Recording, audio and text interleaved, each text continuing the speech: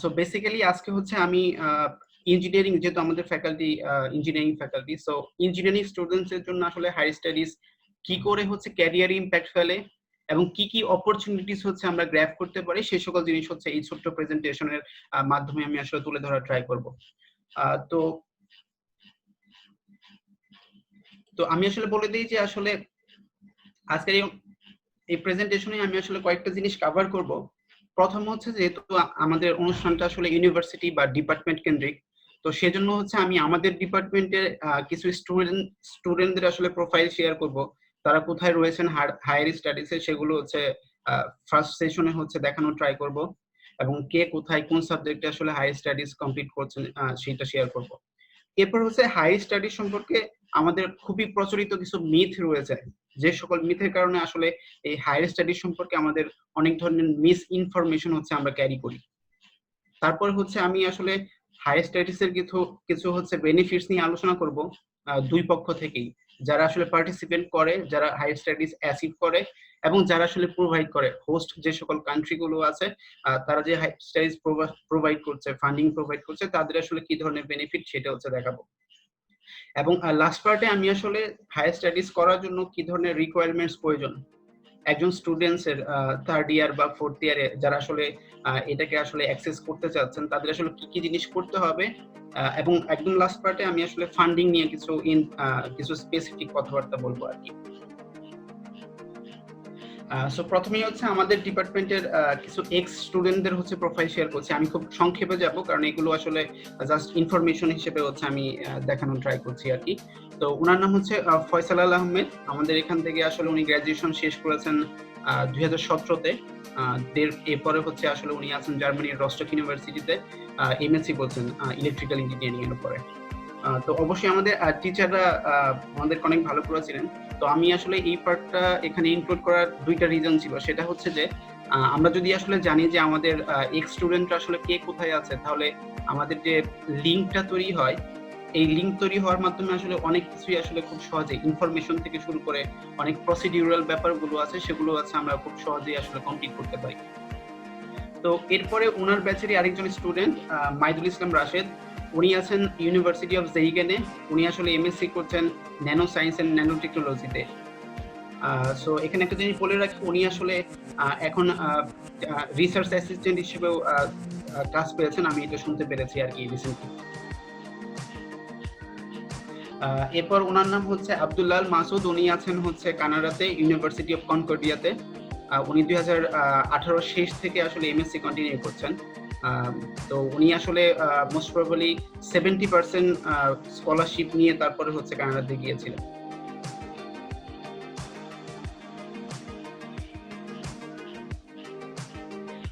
এরপর হচ্ছে সুজন ইসলাম আছেন, উনি আসলে আছেন বেলজিয়ামে। এরপর আছেন তৌফিক আহমেদ, উনিও রস্টক ইউনিভার্সিটিতে আছেন, এমএসসি করছেন। এরপর আছেন তৌফিকুজ্জামান। তৌফিকুজ্জামান আছেন আসলে নর্থ সাউথ কোরিয়াতে। তো উনি আসলে রিসেন্টলি ওনার এমএসসি প্রোগ্রাম থেকে আসলে আমি যতখানি শুনতে পেয়েছি যে একটা অফার পেয়েছেন যে এমএসসি এক্সটেন্ডেড টু পিএইচডি, মানে উনি এমএসসির সাথে সাথে পিএইচডি ডিগ্রিটাও হচ্ছে কমপ্লিট করার সুযোগ পেয়েছেন। আর মোস্ট ইম্পর্টেন্টলি উনি আসলে গত বছর থেকে আসলে অ্যাজ এ রিসার্চ অ্যাসিস্ট্যান্ট হিসেবে পেইড একটা পজিশন, তো রিসার্চ অ্যাসিস্ট্যান্ট হিসেবে ল্যাবে হচ্ছে একটা প্রফেসরের সাথে কাজ করছেন। এরপর ওনার নাম হচ্ছে ফয়েজ আহমেদ, উনিও আছেন বেলজিয়ামে, এমএসসি করছেন 2019 থেকে। এরপর আরো কিছু স্টুডেন্টের আমি প্রোফাইল এখানে শেয়ার করেছি। কামরুল হাসান আছেন, উনিও ব্রাসেলসে আছেন, বেলজিয়ামে আছেন আর কি ইউনিভার্সিটি অফ লিজেতে। এরপর আছেন অমিত দেবনাথ, উনি আছেন চায়নাতে মাস্টার্স করছেন, উনিও 2019 থেকেই মাস্টার্স ওখানে কমপ্লিট শুরু করেছেন আর কি। সো আমি আসলে এতক্ষণ আসলে যেটা করলাম সেটা হচ্ছে আমাদের ডিপার্টমেন্টের কিছু প্রাক্তন স্টুডেন্টদের প্রোফাইল দিলাম, যারা আসলে বিভিন্ন দেশে আসলে বিভিন্ন টপিকসে এমএসসি করছেন বা কেউ পিএইচডিতে হচ্ছে এনরোল হয়েছেন, এমন ইনফরমেশনগুলো দিলাম। তো আমার আসলে নলেজের বাইরে আরো অনেক স্টুডেন্ট রিসেন্টলি হচ্ছে গিয়েছেন, তো আমি রিসেন্টলি জানতে পেরেছি। সো এখন আসলে হায়ার স্টাডিজ নিয়ে আমাদের কিছু ভুল ধারণা থাকে বা কিছু মিথ হচ্ছে প্রচলিত আছে, যেগুলো একটুখানি আমি ক্লিয়ার করার ট্রাই করবো। সো হায়ার স্টাডিজের নাম শুনলে আমাদের মাথায় সবচেয়ে প্রথমে যেটা আসে সেটা হচ্ছে বাইরে স্টাডি করা অনেক অনেক এক্সপেন্সিভ, মানে এটা সবার পক্ষে আসলে সম্ভব না। বাট এই কথাটা আসলে অনেকটাই ভুল, আপ টু 90%, বিকজ নর্মালি আমাদের দেশ থেকে যারাই আসলে বাইরে পড়াশোনা করতে যান তারা আসলে কোনো না কোনো স্কলারশিপের আওতায় যান। যদি আমরা নর্মালি চিন্তা করি যে আসলে বাইরের দেশের আসলে টিউশন ফিস থেকে শুরু করে ওখানে অ্যাকোমোডেশন যে ফিস গুলো আছে সেগুলো আছে অনেক বেশি। মানে যদি কেউ আসলে স্কলারশিপ ছাড়া, ফান্ডিং ছাড়া আসলে পড়াশোনা করতে চায় তাহলে এটা অনেক এক্সপেন্সিভ। বাট আমরা যদি আসলে আগে থেকেই একটুখানি সচেতন হয়ে আমাদের প্রোফাইল ক্রিয়েট করার ট্রাই করি, তাহলে নর্মালি যারা এখন পর্যন্ত বাংলাদেশ থেকে গিয়েছেন খুব হাতে গোনা কয়েকজন ছাড়া সবাই আসলে কোন একটা স্কলারশিপের আন্ডারে আসলে এমএসসি বা পিএইচডি করতে যান। এরপরে আরেকটা জিনিস হচ্ছে যে নর্মালি অনেকেই মনে করেন যে আসলে যে দেশে যাচ্ছি সেই দেশের নেটিভ ল্যাঙ্গুয়েজ না জানা থাকলে সেখানে আমার সার্ভাইভ করা নেক্সট টু ইম্পসিবল হয়ে দাঁড়ায়। তো এইটা আসলে না, ম্যাক্সিমাম ইন্টারন্যাশনাল র্যাঙ্কড যে সকল ইউনিভার্সিটি গুলো আছে তো সেখানে আসলে ম্যাক্সিমাম যে টপিকস গুলো আছে বা প্রোগ্রাম গুলো আছে সেগুলো আসলে ইংলিশ মিডিয়ামের হয়, ইংলিশে হচ্ছে টট করা হয়। তো এটার সাথে সাথে আসলে যে সকল দেশ আসলে এই বাইরে থেকে স্টুডেন্ট নিয়ে আসলে সেই সকল দেশে এমএসসি বা পিএইচডি করতে সুযোগ দেয়, তো সেখানে আসলে সামহাও একটা ইন্টারন্যাশনাল এনভায়রনমেন্ট হচ্ছে ক্রিয়েট হয়ে যায়। স্পেশালি ইউনিভার্সিটি ওরিয়েন্টেড যে সকল এরিয়া আছে সেখানে আপনাকে সার্ভাইভ করতে ওই দেশের নেটিভ ল্যাঙ্গুয়েজ না জানলেও হবে। বাট আপনি যদি টোটাল ইউনিভার্সিটির ন্যাচারাল কালচারাল যে সকল ব্যাপারগুলো আছে একদম প্রত্যন্ত অঞ্চলে গিয়ে উপভোগ করতেছেন, ইন দ্যাট কেস আপনাকে হয়তো বা নেটিভ ল্যাঙ্গুয়েজ হচ্ছে জানা দরকার হতে পারে। এরপরে অনেকেই ভাবে যে আসলে বাইরে যে আমি আসলে কুপ আপ করতে পারবো না, মানে আমাদের দেশের এডুকেশন সিস্টেম ওখানকার এডুকেশন সিস্টেম হ্যাঁ একটুখানি ডিফারেন্ট, বাট এটা এমন না যে আসলে এটা আসলে কুপ আপ করা যায় না। আমি একটু আগে যাদের আসলে প্রোফাইল শেয়ার করলাম তো ওখানে অনেকেই আছেন যারা আসলে যাদের সিজিপিএ খুব বেশি ভালো ছিল না, বাট তারা ওখানে যে আসলে আলহামদুলিল্লাহ ভালোই করছেন। কারণ life is all about accommodation. আমরা আসলে পরিস্থিতি, কন্ডিশন এই সকল জিনিসের উপর বেস করে আসলে আমাদের বডি থেকে শুরু করে আমাদের মাইন্ড সবকিছু আসলে অ্যাকোমোডেট করার একটা অটোমেটিক সিস্টেমের মধ্য দিয়ে চলে। এরপর হচ্ছে বাইরের দেশে আসলে এই যে ফ্রেন্ড মিক্স করা আসলে অনেক বেশি কষ্ট করে, এটাও অনেকে বলে থাকেন। তো আমি এই জিনিসটা নিয়ে আমি আসলে দুই ধরনের মতামত আছে, ডাবল সাইড আছে আমার। তো এটা একদিক থেকে কঠিন, আরেক দিক থেকে হচ্ছে সহজ, মানে এটা কুপেবল, মানে হচ্ছে মেনটেন করা যায়। তো এটা নিয়ে যখন হচ্ছে আমি ইউনিভার্সিটি সিলেক্ট করবেন ওই পর্ষণে আমি আসলে এই মেকিং ফ্রেন্ডস বা ইউনিভার্সিটি সিলেকশনের ক্ষেত্রে আপনার কমিউনিটি কতখানি হচ্ছে কি ইম্প্যাক্ট ফেলে সেটা হচ্ছে কভার করার ট্রাই করব। এরপর আসি যে আসলে হায়ার স্টাডিজ যদি আপনি বাইরে করতে পারেন তাহলে কোন কোন দিক থেকে হচ্ছে আপনি হচ্ছে বেনিফিট পাবেন। তো ফার্স্ট ওয়ান, যেহেতু আমাদের ক্যারিয়ার ওরিয়েন্টেড প্রোগ্রাম, এটা আমি ক্যারিয়ার নিয়ে ইন ডিটেইলস হচ্ছে আলোচনা করব, কিন্তু আমি একদমই মোটা দাগে কয়েকটা পয়েন্ট হচ্ছে জাস্ট একটু উল্লেখ করতে চাই। তো ফার্স্ট ওয়ান হচ্ছে যে সোশ্যাল যে গ্যাদারিংটা হয় বাইরের কোনো ইউনিভার্সিটিতে যখন আপনি পড়বেন, বিভিন্ন দেশের কালচার সম্পর্কে জানতে পারবেন, বিভিন্ন মানুষ কোন ধরনের চিন্তা ভাবনা করছে, পৃথিবীর বিভিন্ন রিজিয়ন থেকে তারা হচ্ছে এখানে আসেন। তো এতে করে আপনাদের সোশ্যাল যে রেসপন্সিবিলিটি, সোশ্যাল যে থিঙ্কিং অ্যাবিলিটি, এটা হচ্ছে অটোমেটিক্যালি হচ্ছে বিল্ড আপ হয় বা হচ্ছে গ্রো আপ হয়।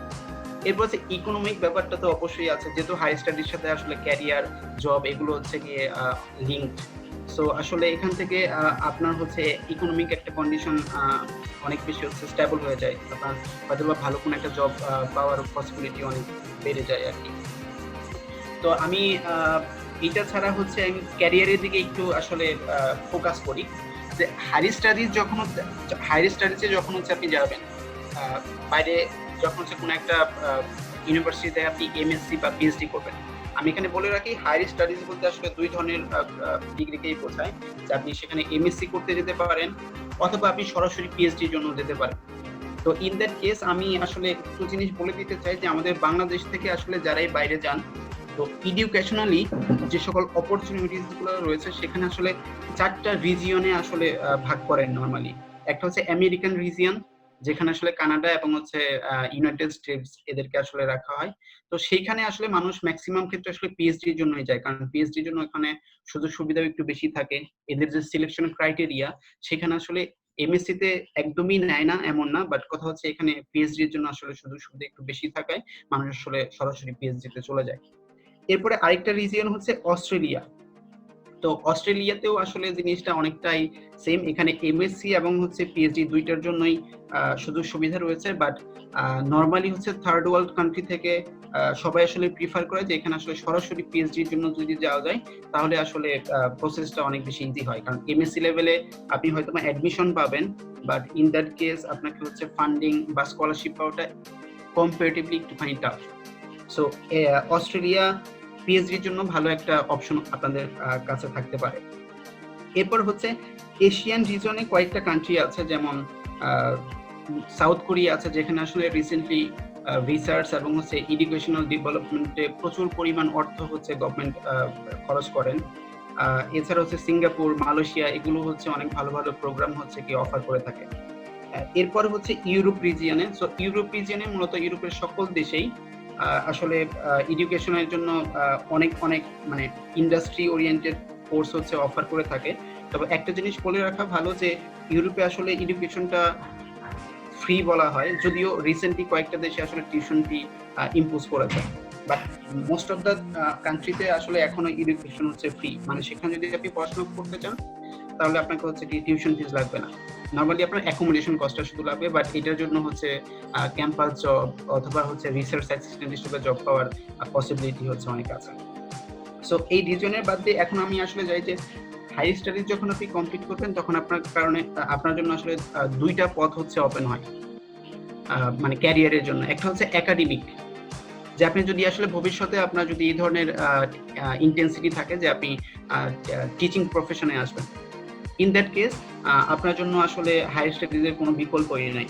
এই ক্ষেত্রে শুধু এমএসসি না, পিএইচডিটাও হচ্ছে অনেক অনেক বেশি গুরুত্বপূর্ণ, কারণ নর্মালি ইউনিভার্সিটি লেভেলে আসলে পিএইচডি ছাড়া টিচিং ক্যারি করা অনেক বেশি টাফ রিসেন্টলি। সো আপনি যদি আসলে পিএইচডিতে যেতে চান তাহলে একটা জিনিস হচ্ছে মনে রাখতে হবে, সেটা হচ্ছে যে পিএইচডিতে নর্মালি সবাই আসলে নিজের ফান্ডিং এ হচ্ছে যায় না, ফান্ডিং ওখান থেকে অ্যারেঞ্জ করে তারপরে যায়।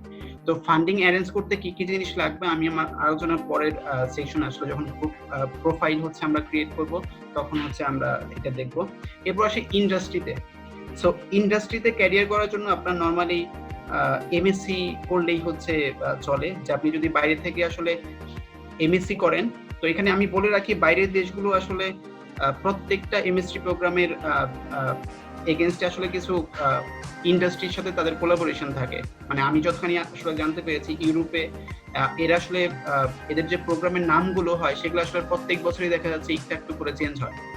তো এর পেছনে রিজন হচ্ছে তারা আসলে বিভিন্ন ইন্ডাস্ট্রিয়াল যে ডিমান্ড থাকে, এই ইন্ডাস্ট্রিয়াল ডিমান্ডকে হচ্ছে কনসিডার করে তারা আসলে এই প্রোগ্রামগুলোকে হচ্ছে ডিজাইন করে। এবং এতে করে একটা বেনিফিট হচ্ছে যে আপনি যখন ওখান থেকে এমএসসি করবেন তো আপনার এমএসসির এগেনস্টে আপনার হাই স্টাডিজ বা হায়ার ডিগ্রির এগেনস্টে আপনি হচ্ছে অনেকগুলো ইন্ডাস্ট্রিয়াল ডোর হচ্ছে আপনার জন্য ওপেন হয়ে যায়, কারণ এই এমএসসি প্রোগ্রামগুলো আলটিমেটলি ওই সকল ডিমান্ডের এগেনস্টে আপনাকে অনেক বেশি অ্যাবল করে তোলে, অনেক বেশি কম্পিটেন্ট করে তোলে। এরপর আপনি যদি ইন্ডাস্ট্রিতে ক্যারিয়ার করতে চান পিএইচডি অপশন হতে পারে, বাট পিএইচডি থেকে মানে আপনি যদি পিএইচডি কমপ্লিট করেন তাহলে দেখা যাচ্ছে যে পিএইচডি পরে আপনি চাইলে ইন্ডাস্ট্রিতে এন্ট্রি করতে পারবেন। বাট নর্মালি আসলে পিএইচডির পরে আমি একটু আগে যেটা বলছিলাম যে পিএইচডি আসলে তারাই করে যাদের আসলে একাডেমিক্সে ফোকাস থাকে, কারণ পিএইচডি পরে আসলে মানুষ নর্মালি ইন্ডাস্ট্রিতে না যেয়ে আসলে একাডেমিক্সে কাজ করে সরাসরি ইউনিভার্সিটির সাথে, অথবা বিভিন্ন ধরনের হচ্ছে রিসার্চ সেন্টার যেগুলো আছে, আরডি সেন্টার যেগুলো আছে সেখানে আসলে অ্যাজ এ রিসার্চার গবেষক হিসেবে হচ্ছে কাজ করে থাকে। তো আমি ছোট্ট করে একটা তথ্য দিচ্ছি আপনাদের, সেটা হচ্ছে যে আপনি যে বাইরে আসলে স্কলারশিপ নিয়ে যাবেন তাহলে ওই সকল দেশের আসলে আলটিমেটলি কি প্রফিট হয়। মানে নর্মালি যারা আসলে বাইরের দেশে যাচ্ছে এমন তো না যে শুধু স্টুডেন্টদেরই প্রফিট হবে। যদি ওই সকল দেশে আসলে কোনো ধরনের প্রফিট না থাকে তাহলে কেন তারা হচ্ছে আপনারা 4 বছরের একটা প্রোগ্রামের জন্য বা 2 বছরের একটা প্রোগ্রামের জন্য এত এত টাকা ইনভেস্ট করবে। তো তাদের আসলে এই স্কলারশিপ অথবা আপনাকে বাইরে আসলে হায়ার স্টাডিজের সুযোগ করে দেওয়ার জন্য আলটিমেটলি হচ্ছে দুই ধরনের অবজেক্টিভ থাকে। একটা হচ্ছে সেলফ ফান্ডিং এ যারা যায়, কারণ আমি একটু আগে বলছিলাম যে আসলে সবাই কিন্তু আসলে স্কলারশিপ অথবা ফান্ডিং এর আওতায় যায় না। তো যারা সেলফ ফান্ডিং এ যায় তো তাদের আসলে দেখা যাচ্ছে ওই 4 বছর ওই সকল দেশে স্টে করার মাধ্যমে আসলে অনেকগুলো টাকা সেখানে খরচ করে।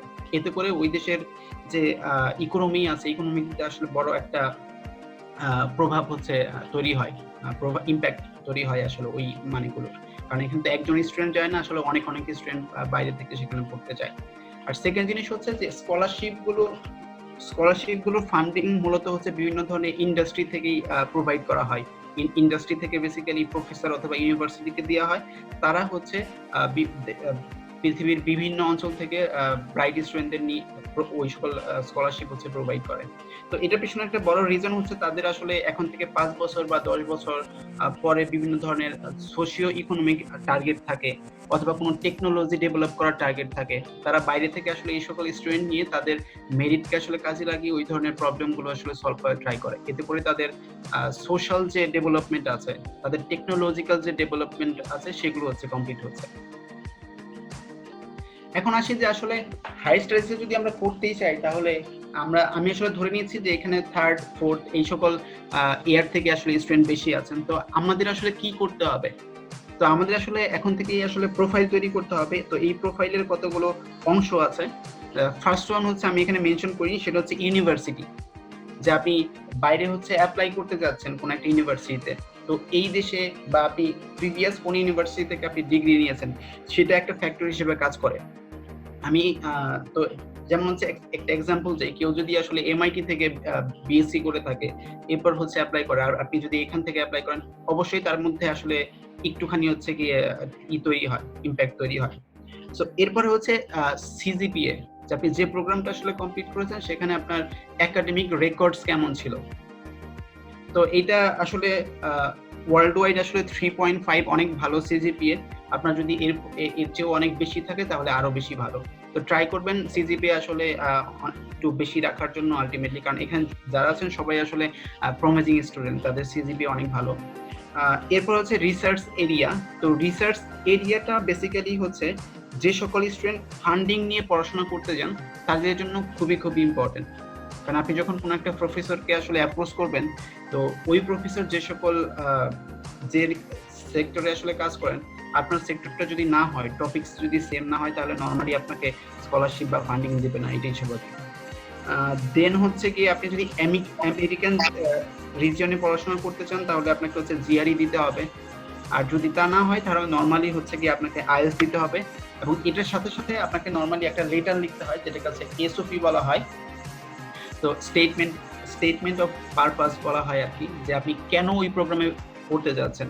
তো এই লেটারটার বেসিক্যালি মোটিভ হচ্ছে এইটা, যে ওই প্রফেসর অথবা যদি আপনি কোনো ইউনিভার্সিটির কোন একটা প্রোগ্রামের জন্য এসওপি লেখেন, তাহলে ওই ইউনিভার্সিটি আসলে এইটা আইডেন্টিফাই করতে চায় যে এই প্রোগ্রামের পেছনে আপনার কতখানি হচ্ছে ইন্টেন্সিটি কাজ করছে, কেন আপনি এই প্রোগ্রামে হচ্ছে পড়তে চান।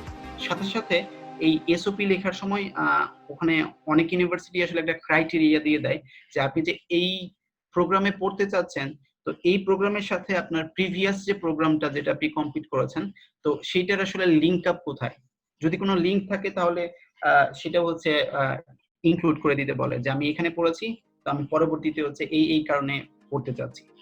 আর ল্যাঙ্গুয়েজের যে ব্যাপারটা থাকে সেটা আমি একটু আগে উল্লেখ করলাম, যে নর্মালি আইএলটিএস বা টুফেল দিতে হয়।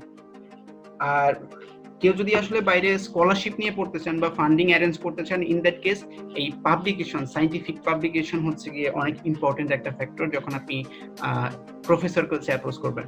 তো যারা আসলে সেকেন্ড ইয়ার বা থার্ড ইয়ার থেকে এখানে আছেন তারা হয়তোবা এই রিসার্চ পাবলিকেশন সম্পর্কে এখনো জানেন না, বাট আমি আশা করছি যে যারা ফোর্থ ইয়ারে তারা হচ্ছে গিয়ে থিসিস শুরু করবেন, তো তারা কাইন্ডলি ট্রাই করবেন যে আসলে আপনার গ্র্যাজুয়েশন শেষ হওয়ার আগে অ্যাটলিস্ট একটা ভালো কোনো জার্নাল থাকে অথবা ভালো কোনো কনফারেন্সে হচ্ছে পেপার থাকে। কারণ যখন আপনি প্রফেসরকে আসলে অ্যাপ্রোচ করতে যাবেন, তো তখন আসলে দেখা যাচ্ছে যে ওই প্রফেসর আপনাকে হচ্ছে কি আপনি রিসার্চ করতে জানেন কিনা, রিসার্চের যে সকল প্যারামিটার গুলো আছে সেগুলো সম্পর্কে আপনার বেসিক আইডিয়া আছে কিনা, এগুলো হচ্ছে দেখতে চায়। এবং সাথে সাথে হচ্ছে যে আপনার এই রিসার্চের যে এরিয়াটা আছে, যদি এমন হয় যে রিসার্চের যে প্রফেসরের যে রিসার্চ এরিয়া আছে সেখানেই হচ্ছে আপনার দু একটা কাজ অলরেডি আপনি করেছেন, তাহলে ওই প্রফেসর আপনার কাছে ইন্টারেস্টেড হবে এবং আপনাকে হয়তো বা পিক আপ করে নিবে আর কি। তো আমি আমার প্রেজেন্টেশনের স্লাইড, আরো কিছু স্লাইড আছে, এখানে আসলে বিভিন্ন ইউনিভার্সিটির আমি হচ্ছে গিয়ে অ্যাপ্লিকেশন ডেট থেকে শুরু করে তাদের রিকোয়ারমেন্টস হচ্ছে গিয়ে লিস্ট আউট করেছি। তো এগুলো শুধুমাত্র ফ্যাক্ট এবং হচ্ছে ফিগার হিসেবে কাজ করে। তো যারা এখানে স্টুডেন্ট আছেন, আমি এই নেক্সট কয়টা স্লাইড হচ্ছে শুধুমাত্র ইনফরমেশন দিয়ে আছে, আমি যেগুলো আসলে কথা বলার মাধ্যমে কাভার আপ করেছি। তো এগুলো হচ্ছে আমি শেয়ার করে দিব আর কি ইউনিভার্সিটির পেজে, আপনারা এখান থেকে নিতে পারবেন আর কি। আমি হচ্ছে একটু শেষের দিকে চলে যাই, যেখানে আসলে আমি আসলে বলবো যে স্কলারশিপ বা ফান্ডিং পেতে চাইলে আমি আসলে এতক্ষণ পর্যন্ত বললাম যে আপনার প্রোফাইল কিভাবে তৈরি করবেন। তো এই প্রোফাইল তৈরির সাথে সাথে হচ্ছে আরো কিছু ফ্যাক্টর কাজ করে, যেমন হচ্ছে আদার্স নামে মানে কুক বা এক্সটেন্ডেড যে হচ্ছে কি ব্যাপারগুলো থাকে, যেমন ধরেন আপনি একাডেমিক্স এর পাশাপাশি আপনার সোশ্যাল রেসপন্সিবিলিটিতে আপনি কতখানি কানেক্টেড। যেমন একটা প্রফেসরকে যখন আপনি মেল করবেন, আপনি হয়তো বা একাডেমিক রেকর্ডস হচ্ছে সেখানে প্রোভাইড করবেন, আইএলটিএস এর রেকর্ড প্রোভাইড করবেন, আপনার সিজিপিএ কত সেটা প্রোভাইড করবেন, এবং হচ্ছে আপনার পাবলিকেশনের যে হিস্টোগ্রাম সেটাও হয়তো বা সাপ্লাই করতে পারবেন। তো এর সাথে সাথে যদি আপনি আপনার সোশিও ইনভলভমেন্ট হচ্ছে সেখানে শো আপ করতে পারেন, যেমন আপনি জাগো ফাউন্ডেশনের হয়ে ভলেন্টিয়ারি কাজ করেছেন অথবা রেড ক্রিসেন্টের হয়ে ভলেন্টিয়ারি কাজ করেছেন, ইন দ্যাট কেস দেখা যাচ্ছে যে আপনার যদি এই ধরনের কোনো এক্সপিরিয়েন্স থাকে, এগুলোকে যদি আসলে হাইলাইট করেন, অনেক প্রফেসরই বা অনেক ইউনিভার্সিটির ডিপার্টমেন্টগুলো আসলে এটা অনেক পজিটিভলি নেয়। কারণ ইউনিভার্সিটিতে শুধু তো আসলে ডিগ্রি না, সেখানে আপনাকে আসলে একটা এনভায়রনমেন্ট মেনটেন করে চলতে হবে। তো এই সকল যে কাজগুলো সেখানে আসলে আপনাকে এইটা ওই সকল ইউনিভার্সিটি এইটা আসলে আপনার কাছ থেকে যাচাই করা ট্রাই করে যে আপনি এখানে পড়াশোনার পাশাপাশি এখানকার যে এনভায়রনমেন্টাল যে ডেভেলপমেন্ট আছে সেটা হতে পারে যে হিউম্যান এনভায়রনমেন্ট এবং এখানকার যে আশেপাশের যে এনভায়রনমেন্টগুলো আছে যে এটার পেছনে আপনি কতখানি রেসপন্সিবল বা কমেন্ডেবল।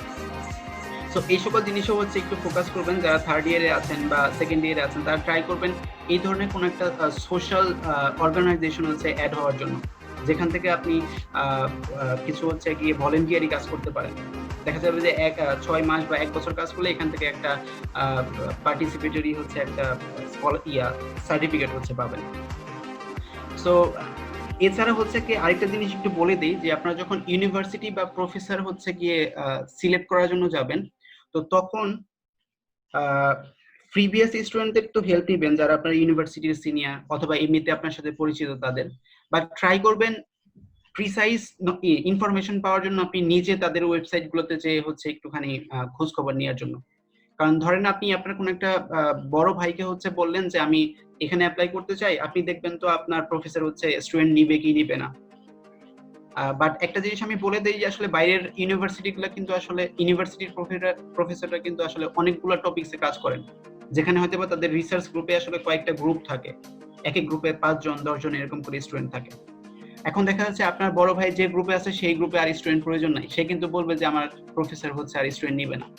সো ট্রাই করবেন সরাসরি আসলে প্রফেসরকে হচ্ছে নক দেওয়ার, এবং তাদের যে রেসপেক্টিভ যে ওয়েবসাইট আছে, কারণ বাইরে ইউনিভার্সিটি গুলোর প্রফেসর গুলো আসলে সবাই আসলে নিজস্ব ওয়েবসাইট হচ্ছে মেনটেন করে, তো সেখানে তাদের রিসার্চ এরিয়া গুলোর হচ্ছে ডিটেলস ইনফরমেশন পাবেন, তারা কোন বিষয়ে কাজ করেন সেটা নিয়েও অনেক ডিটেলস হচ্ছে আপনারা ইনফরমেশন পেয়ে যাবেন। আর একটা জিনিস বলি, যাদের আসলে ডিসেম্বরের মধ্যে গ্রাজুয়েশন শেষ হয়ে যাবে, তো একটা জিনিস মনে রাখবেন যে অ্যাপ্লিকেশনের নর্মাল 2টা পিরিয়ড থাকে বাইরে, একটা হচ্ছে এপ্রিল সেশন আর একটা হচ্ছে নর্মালি অক্টোবর বা হচ্ছে আগস্টের দিকে যে সেশনটা থাকে। তো যদি আপনার ডিসেম্বরের দিকে এখানে আমাদের ইউনিভার্সিটি থেকে যদি গ্রাজুয়েশন শেষ হয়, ট্রাই করবেন আইএলটিএস এর ব্যাপারটা কমপ্লিট করে ফেলতে আপনার গ্রাজুয়েশনের আগে, ডিসেম্বরে বা নভেম্বরে হচ্ছে আইএলটিএস দিয়ে ফেলতে। এতে করে আপনি যখনই সার্টিফিকেটটা হাতে পাবেন, যাদের আসলে হায়ার স্টাডিতে যাওয়ার ইচ্ছা আছে, তো এরা যাতে হচ্ছে গিয়ে জানুয়ারিতে অ্যাপ্লাই করে ফেলতে পারেন অথবা জানুয়ারি লাস্টের দিকে হচ্ছে অ্যাপ্লাই করে ফেলতে পারেন, এটাই নরমালি ডেডলাইন হয়। আর যাদের হচ্ছে গিয়ে নরমালি স্প্রিং সেশনে শেষ হয় তাদের জন্য সময় আছে, তারা চাইলেও গ্রাজুয়েশনের পরে আসলে আইএলটিএসটা কমপ্লিট করার জন্য আর কি।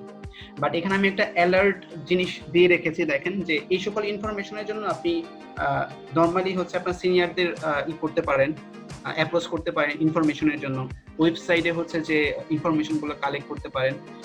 বাট অ্যালার্ম হচ্ছে যে আপনার কখনো হচ্ছে কোনো এজেন্সিতে যায় না, এজেন্সিতে না গিয়ে আপনি কি নরমালি যেটা করবেন সেটা হচ্ছে বাসায় বসে একটুখানি যদি টাইম ইনভেস্ট করেন, তাহলে দেখা যাবে যে ওই প্রোগ্রামের জন্য কি কি রিকোয়ারমেন্টস দরকার, আপনাকে কি করতে হবে সেগুলোর ক্লিয়ার আইডিয়া পেয়ে যাবেন। এজেন্সিতে গেলে যেটা হবে তারা হচ্ছে গিয়ে জাস্ট লাইক আপনার মেরিটস দিয়ে আসলে আপনাকে কোন একটা জায়গায় এন্ট্রি করিয়ে দেবে, মাঝখান থেকে একটা বড় ধরনের ফিনান্সিয়াল ব্যাপার হচ্ছে তারা গ্র্যাব করে নেয়। মাসুম, আমার মনে হয় একটু টাইমটা মানে একটু ওভার হয়ে গেছি। জি স্যার, আমার আসলে শেষ হয়ে গেছে, এটাই লাস্ট স্লাইড ছিল। মানে তাহলে আমার আর একটা জিনিস করে তো মাসুম, এই স্লাইডটা আমাকে একটু পাঠাও। জি স্যার, আমি আপনাকে দিয়ে দিব। আপনি হচ্ছে আরেকটা জিনিস স্যার সবাইকে একটু বলে দেই, এরপরে যদি কারো আসলে ইনফরমেশন দরকার, আমি আসলে বলে দেই আমার প্রিভিয়াস এক্সপিরিয়েন্স থেকে আমাদের ইউনিভার্সিটির অনেক টিচারই আসলে হায়ার স্টাডিজের সাথে অনেক অ্যাক্টিভলি জড়িত। আপনার হয়তো বা যারা হচ্ছে ফোর্থ ইয়ার স্টুডেন্ট, খান রহমতুল স্যারকে চেনেন, হাসান মারুফ স্যার হচ্ছে অনেক বেশি হেল্প করে থাকেন হায়ার স্টাডিজের ব্যাপারে। এরপর হচ্ছে আমাদের চেয়ারপারসন স্যার আছেন। তো কারো যদি আসলে কোনো ধরনের ব্যাপারে আসলে ক্লিয়ারিটি না থাকে, কনফিউশন ফিল করেন, ওনাদের সাথে যোগাযোগ করতে পারেন, আমার সাথে যোগাযোগ করতে পারেন, ইনশাল্লাহ আমরা হচ্ছে হেল্প করার ট্রাই করব। থ্যাংক ইউ সবাইকে।